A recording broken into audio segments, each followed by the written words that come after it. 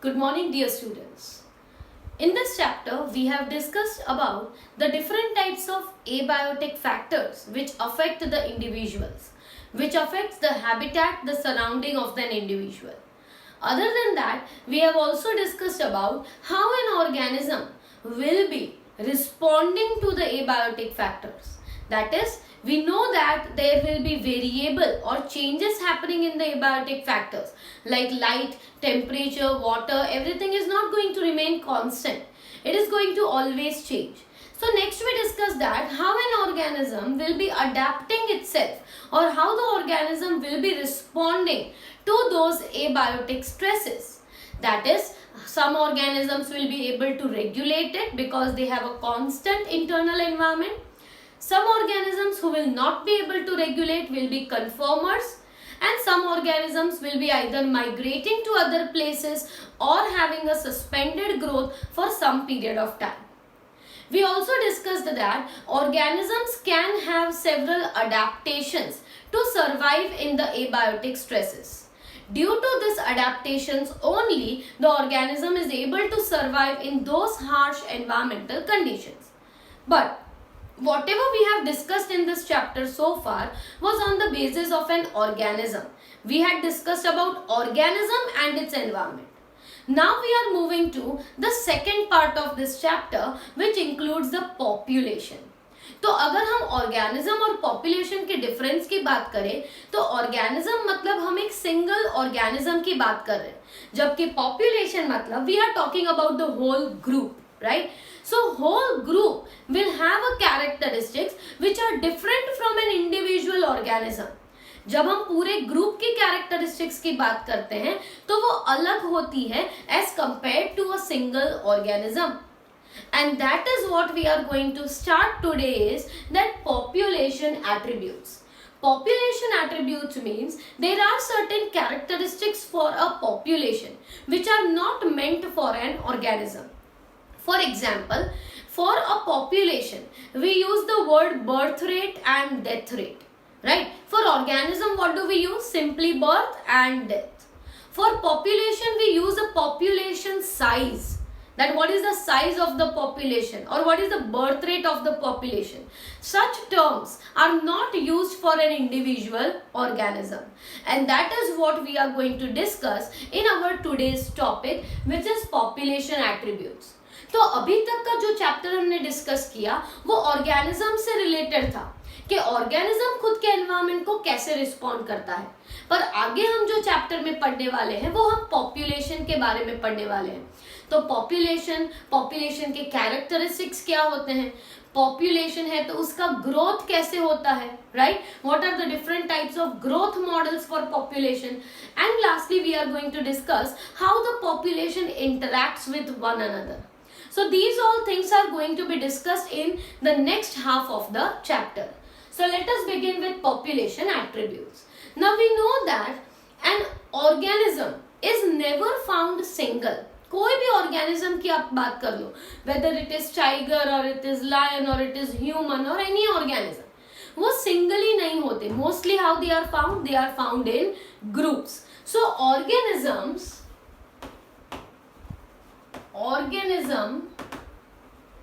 are rarely found single. Instead, they are found in groups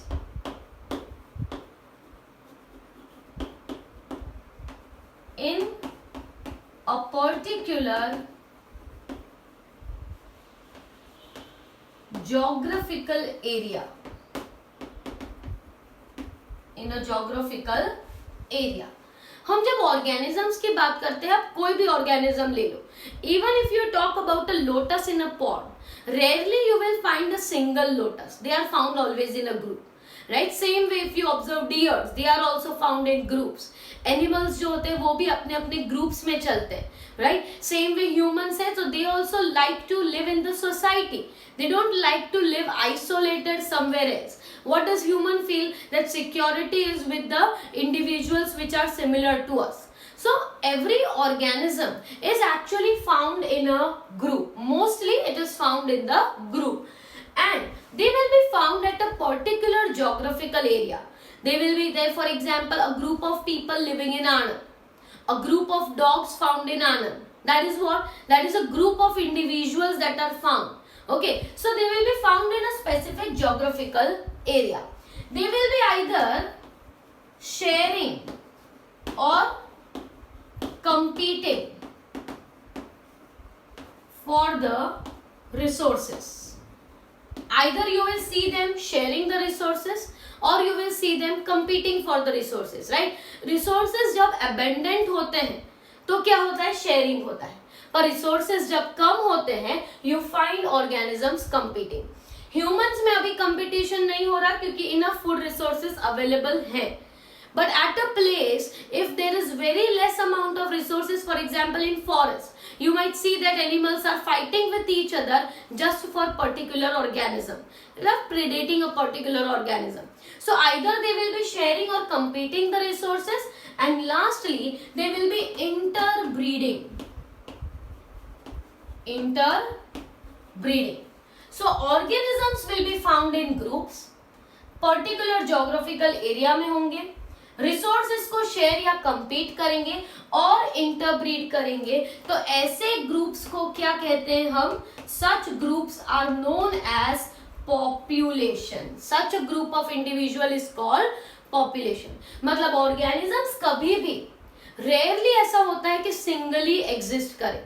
बाकी सारे ही organisms group में एक पर्टिकुलर एरिया में रिसोर्सेस को शेयर करते हुए, कंपीट करते हुए और साथ साथ में इंटरब्रीडिंग करते हुए देखने को मिलते हैं. Such a group of individuals is known as a population. The population can be due to both sexual reproduction as well as asexual reproduction. वैसे तो हम पॉपुलेशन तभी कहते हैं जब इंटरब्रीडिंग होता है, सेक्सुअल रिप्रोडक्शन होता है तब. But it's not necessary. Even asexual reproduction से भी अगर ऑर्गेनिज्म का ग्रुप बना है then also it will be known as the population only. So population is formed by both sexual or asexual reproduction. तो जरूरी नहीं है कि सिर्फ सेक्सुअल रिप्रोडक्शन हुआ है तो ही पॉपुलेशन. एसेक्सुअल रिप्रोडक्शन के रिजल्ट से भी जो ऑर्गेनिजम्स बने हैं they are also included in the population itself.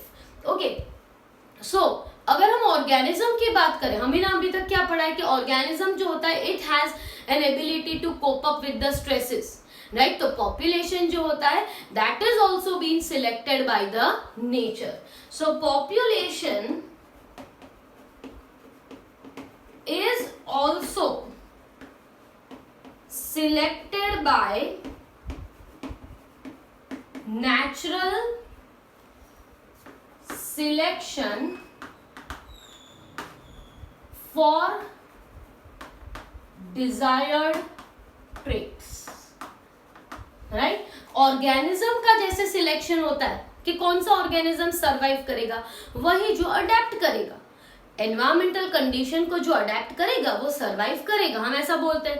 तो पॉपुलेशन के लिए भी हम ऐसा ही बोलते हैं that nature is going to select a population which is going to survive.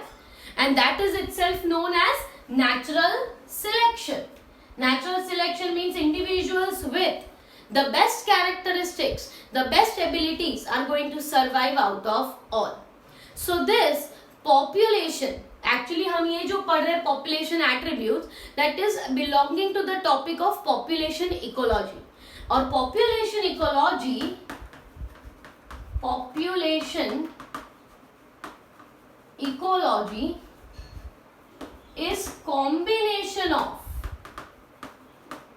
is the combination of population genetics and evolution. It is a combination of population genetics and evolution. तो हम ये जो attributes population के बारे में जब भी हम कोई characteristics पढ़ते हैं, so that belongs to the topic population ecology. और population ecology में population related genetics भी आता है और evolution भी आता है. तो जैसे हम पॉपुलेशन जेनेटिक्स में एक टॉपिक पढ़ चुके हैं which is Hardy Weinberg's principle, evolution में डिस्कस किया था. So that is belonging to population genetics and this is responsible for evolution, so that is also included in it. So now we begin with the population attribute. The very first character, that is birth rate and death rate. Right? हम क्या बात करते हैं? Birth rate and death rate. तो हम यहाँ पे mention करते हैं that an organism has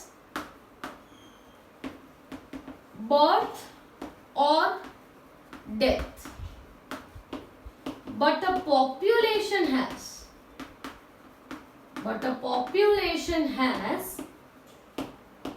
birth rate and death rate. जब हम कोई ऑर्गेनिज्म की बात करते हैं तो एक इंडिविजुअल ऑर्गेनिज्म का हम क्या बोलते हैं? बर्थ रेट नहीं बोलते, हम क्या बोलते हैं? Birth. That an organism has born and an organism has died, ऐसा बोलते हैं. पर जब हम पूरी पॉपुलेशन की बात करते हैं तो पॉपुलेशन का बर्थ नहीं होता, पॉपुलेशन का पूरा एक बर्थ रेट होता है, पूरा एक डेथ रेट होता है. Right? So what is that? Per capita birth और डेथ. पर कैपिटा बर्थ और डेथ रिस्पेक्टिवली. पर कैपिटा कितने बर्थ हुए हैं? Okay, so that can be considered as birth rate. Per capita, per 1000 individuals कितने born हुए?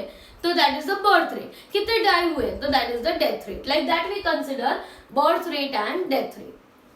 तो मान लेते हैं that in a pond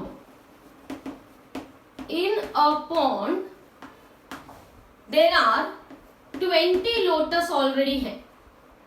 20 lotus are present.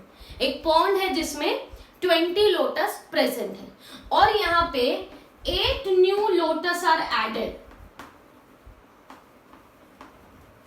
Right? 20 already थे, 8 नए ऐड हुए by reproduction. So what is going to be their birth rate? Their birth rate will be 8/20 and therefore the birth rate will be nearly 0.4. तो ये क्या हुआ? Birth rate हुआ. Right? तो birth rate जो होता है तो उसका मतलब क्या हुआ? That what is the number of new birth of lotus per the duration that is being considered. तो यहाँ पे कितना हुआ? 8/20, where 8 is what? Newly added lotus and 20 is what? Already existing lotus. Right? Already कितने थे? 20, उसमें 8 add हुए, तो बर्थ रेट कितना हुआ? 0.4. Same way in your textbook another example is given. I am not mentioning it over here. आप पढ़ सकते हो that for example there are 40 fruit flies. ये हम लिख देते हैं यहाँ पे birth rate. Okay, 40 fruit flies है और उसमें से 4 जो fruit flies है वो मर गई. So what will be the death rate? There are another example. ठीक है? 40 fruit flies, out of which 4 die. 40 fruit flies थी और उसमें से 4 मर गई. So what will be the death rate? The death rate is going to be 4/40. Right? Whatever is the answer will be the death rate of the fruit flies. That the number of fruit flies that have died in a particular duration will be what? Their death rate. तो ऐसे consider होता है birth rate और death rate. Right? अब second attribute, ये तो हुई पहली कैरेक्टरिस्टिक. पॉपुलेशन की पहली कैरेक्टरिस्टिक क्या हुई? बर्थ रेट और डेथ रेट. अब दूसरी कैरेक्टरिस्टिक है the very important one, that is the number of males to females, जिसे कहा जाता है सेक्स रेशियो. यहाँ पे भी हम कह सकते हैं कि इंडिविजुअल्स के लिए हम क्या बोलते हैं? For individuals we say that a person is male और a person is female, an organism is male और an organism is female. But for a population, what we use? For a population, we use the term sex ratio. Okay, so it is the percentage of males to females. the percentage of males to females. For example, 60% of population is males and 40% is females. क्या हम ऐसा organism के लिए बोलते हैं? नहीं. Organism के लिए हम क्या बोलते हैं कि either an individual is male और an individual is female. But जब हम पॉपुलेशन की बात करते हैं तो we use the word sex ratio. That what is the sex ratio of India? So India has 50% of males and 50% of females, like that. Okay, so 60% of males, ये तो आप कोई भी example लिख सकते हो. This has been randomly taken. Otherwise, sex ratio is your percentage of males to the females, which is known as the sex ratio. The third characteristic which we are going to discuss is the age distribution. Now, in population, एक जब हम population की बात करते हैं तो population में 3 तरह के एज ग्रुप्स होते हैं. एज ग्रुप्स तो हमें पता ही है, right? As groups as individuals with different ages. I will mention first. Age groups मतलब individual with different ages. Okay, individuals with different ages. एक पॉपुलेशन है तो इस पॉपुलेशन में क्या सारे इंडिविजुअल एक ही एज के होते हैं? नहीं. Some are very small kids, some are teenagers, some are adult, some are even beyond 60, some are elder citizens, like that. Okay, so a population has individuals with different ages. So this ages, when are being plotted as a graph, they give a construction which is called age pyramids. इसे हम कैसे study करते हैं? We study it using or by understanding the age pyramids. मतलब यहाँ पे 3 तरह के एज ग्रुप्स होते हैं. ये 3 तरह के जो एज ग्रुप्स हैं वो कैसे होते हैं? तो there are pre reproductive group, pre reproductive, reproductive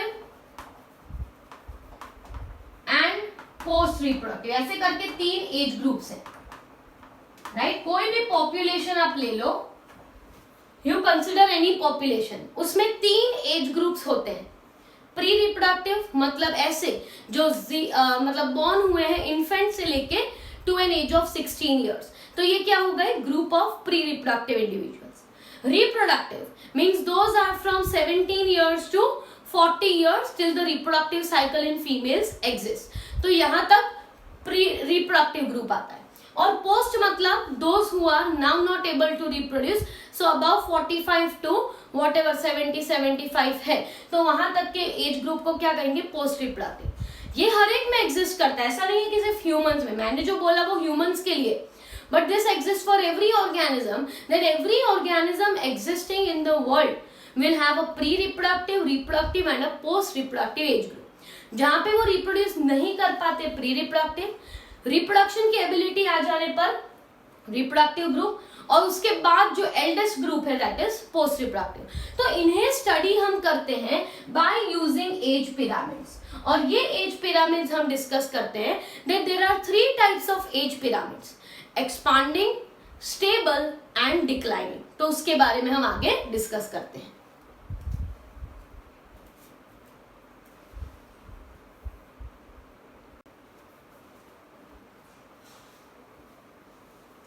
So we are discussing about the age distribution. So in age distribution we observe 3 types of age pyramids. तो हम age pyramids की बात करते हैं. That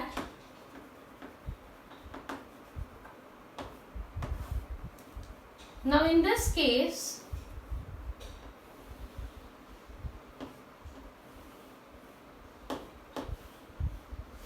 now here this type of age pyramid where this is the pre-reproductive group, pre-reproductive, right? This is the age group that is reproductive age group, and this is the post reproductive.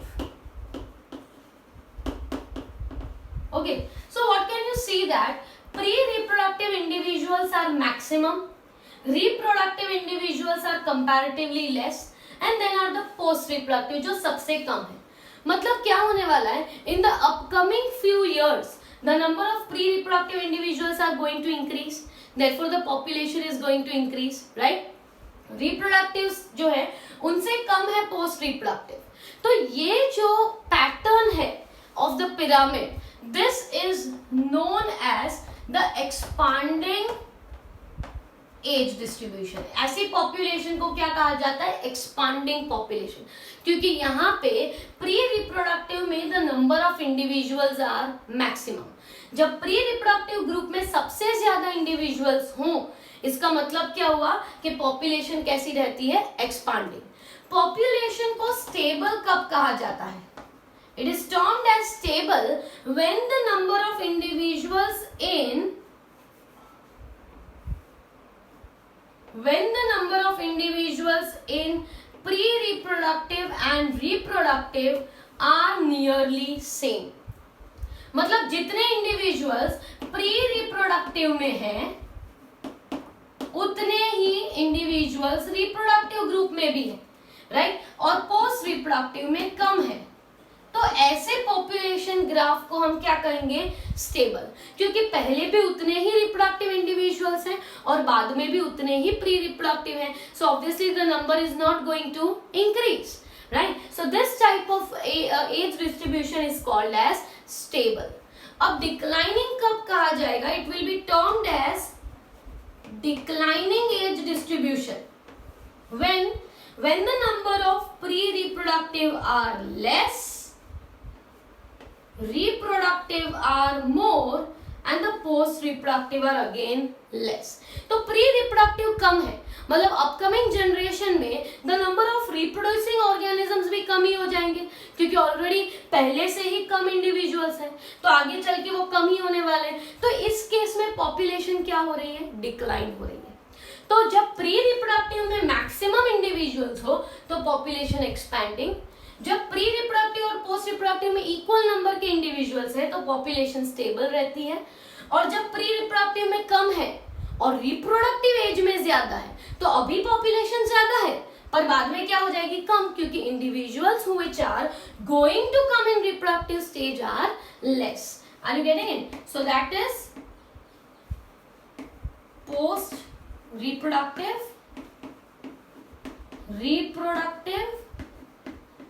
and pre-reproductive. So in this way the age distribution is being explained in the form of age pyramids। age pyramids के form में हम ये पता चल सकता है कि population क्या एक्सपांड होने वाली है या डिक्लाइन होने वाली है या पॉपुलेशन स्टेबल है। That can be understood by plotting this age distribution graph. Now last characteristic is the population size, right? तो पहली हमने कैरेक्टरिस्टिक, पहला एट्रीब्यूट कौन सा था, birth rate and death rate. दूसरा एट्रीब्यूट पॉपुलेशन साइज, दूसरा attribute sex ratio. Third attribute that we discussed was age distribution, and the fourth characteristic is population size. Population size is the number of individuals in that population. किसकी population बहुत बड़ी है, किसकी population बहुत ही छोटी है, so that is population size। तो population size जो है, it shows the status of the population or an individual in a habitat। Obviously more is the population, more they have adapted, more they are dominant, more is the survival of the fittest, natural selection, ये सारी चीजें तभी आती है जब population size बड़ी होती है। more is the population size means उनकी adaptability उतनी ज्यादा है, तो ही तो इतने सारे ऑर्गेनिजम्स एग्जिस्ट कर रहे हैं, right. So population size determines the status of the organism in that habitat. However population size is going to be affected by number of predators, right, predators पे डिपेंड करेगा, कंपटीशन कितना है इस पे depend करेगा, अगर कोई पेस्टिसाइड्स यूज कर रहे हैं तो इस पे, जैसे कि इंसेक्ट की पॉपुलेशन है तो बहुत ही ज्यादा है, पर इंसेक्ट की पॉपुलेशन जो है वो कम किसकी वजह से हो जाती है, यूज ऑफ पेस्टिसाइड्स। तो पेस्टिसाइड्स पॉपुलेशन डिक्रीज करने के लिए, मतलब ऐसे जो फैक्टर्स हैं they all will be determining और अफेक्टिंग द पॉपुलेशन साइज। ठीक है, पॉपुलेशन साइज मतलब कितने इंडिविजुअल्स हैं उस पॉपुलेशन में, राइट? 100 है, 1000 है, 5000 है, 5 मिलियन है, कितने इंडिविजुअल्स हैं। ये इंडिविजुअल्स किस पे डिपेंड करेंगे, तो कितने उनके प्रीडेटर्स हैं उन पे, उनका कितना कंपटीशन है with other organisms, other populations, उनके कोई पेस्टिसाइड्स हैं या नहीं, इन सब पे डिपेंड करता है द पॉपुलेशन साइज। तो पॉपुलेशन साइज को अगर कैलकुलेट करना हो, that what is the population size, then how can we calculate? The first method to calculate is to get the total number। क्या करते हैं, टोटल नंबर। टोटल नंबर मतलब क्या, count the number of individuals. Simply total number मतलब कितने individuals हैं उस population में वो गिन लो। पर अगर हम कंसिडर करें like 200 parthenium plants for and one banyan tree, are they comparable? No।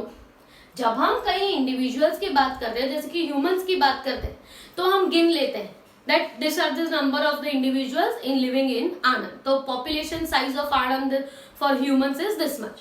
अब ये तो आप गिन सकते हो, पर अगर हम एक पार्थेनियम मतलब ग्रास की बात करें और ग्रास को कंपेयर करें with a banyan tree, is it possible? तो ऐसे केसेस में the total number count is not considered. इस केस में हम काउंट नहीं कंसिडर कर सकते, by because you can not nullify the huge contribution of a banyan tree for 200 parthenium plants, क्योंकि banyan tree is having a very huge canopy, a huge biomass, and this biomass cannot be compared with 200 Parthenium plants. So in such cases you cannot go for total number count, right? In that case what you can consider, in this case you can consider the second ratio, that is you can go for total biomass, or you can say percentage cover।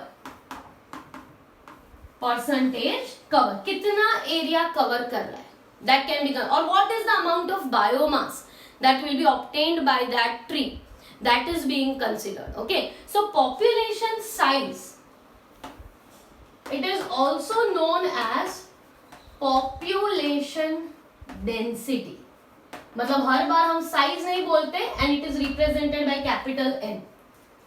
तो population size हम बोलते हैं जब हम totally उसे count करें, बाकी हम क्या कहते हैं, population density, because you are not calculating the numbers every time.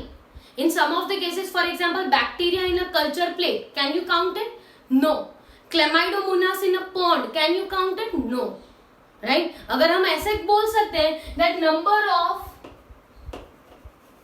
Siberian cranes in Bharatpur for example, तो इनका नंबर क्या होता है, लेस देन 10 जितना नंबर है तो काउंट कर लिया। पर वही case can you do for Chlamydomonas in a pond? No, you can not calculate that. So first character मतलब आप पॉपुलेशन साइज को मेजर कैसे करोगे, तो total number is an very accurate count, very accurate count, but total number count is not possible in all the cases। so for other cases what you need to do, biomass percent cover। now in some cases you cannot go for biomass also। अगर आप absolutely number count नहीं कर सकते, then you can go for the third method, which is the relative density। relative density means कोई जगह पे जैसे कि पॉन्ड है तो उसमें कितनी फिशेज है वो ऐसे ऐसे अंदर पानी में जाके थोड़ी गिनेंगे। For that what we do, एक नेट डाला, ट्रैप डाला, ट्रैप में जितनी फिशेज आ गई within a short duration. That indicates that what will be the average number of fishes in this pond, right? So fish trap for a pond can determine the total number of fishes, not accurately. वैसे तो ये जो total number है वो absolute density है. Absolute मतलब perfectly पता चल जाएगा कि इतनी फिशेस हैं. पर रिलेटिव डेंसिटी कब करते हैं? जब आप गिन नहीं पाते उन्हें एग्जैक्टली, तो आप रिलेटिवली ले लेते हो. रिलेटिवली मतलब एक बार पानी में ट्रैप डाला और पानी में ट्रैप डालने पर जितनी फिशेस ज्यादा आ गई आपके ट्रैप में, अगर ज्यादा फिशेस आई इसका मतलब कि अंदर पॉन्ड में बहुत ही ज्यादा फिशेस थी. अगर कम फिशेस आए इसका मतलब कि ये पॉन्ड में ज्यादा फिशेस नहीं है. You are relatively getting a knowledge that what will be the number of the fishes found.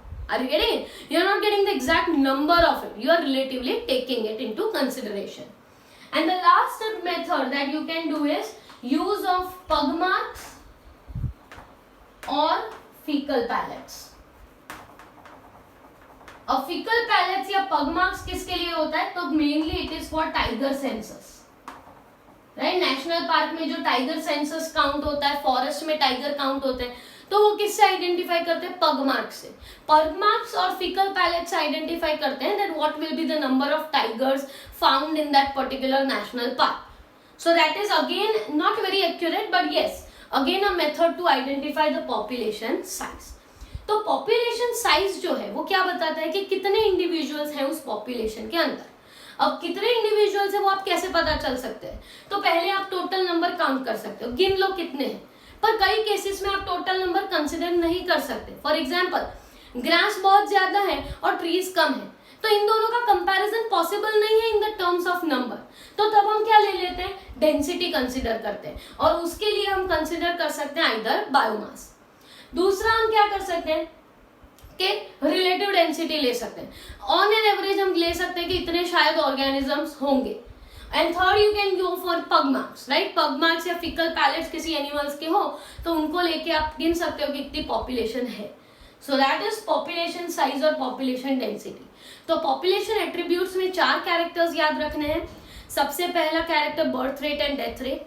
Second character population age, the male and female sex ratio. Third character which you have to remember is age distribution, and the fourth one is the population size.